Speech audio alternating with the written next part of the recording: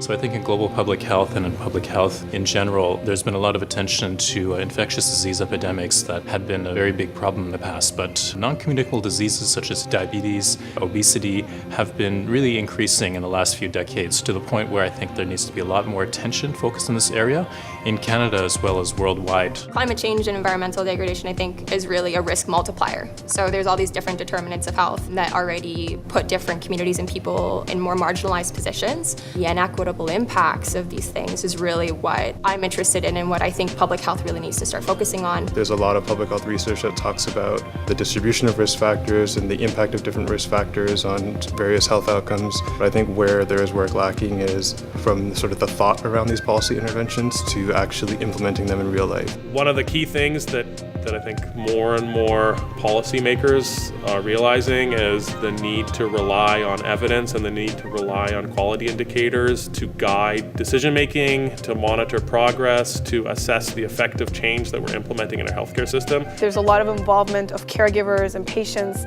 this idea of co-design where you're working with ministry officials and we're learning from them, and it's not just us researchers just pushing back that knowledge. It's very much a learning system that is very adaptive, and as we're learning, we're constantly changing. Public health is often very interested in maximizing the health of populations and ensuring equity for marginalized communities as much as possible, and if that's really what we're interested in, we need to think so far upstream. Dalalana has played a crucial role in helping me get the connections that are needed. They have statisticians and clinical professors that provide really tailored education for clinicians. I also really like that Dalalana is situated in downtown Toronto, surrounded by a diverse community of public health partners. So we're connected anywhere from community level organizations through to government organization, provincially, federally, all within Canada, all the way out to global governance, and we see UN, WHO. So by really providing a breadth of networks and opportunities and learning experiences, I think that really drew me to Dalalana. And you can see our alumni coming in with groundbreaking theories or bringing in innovation, representing the organization at a global level and setting up examples for collaborative learning.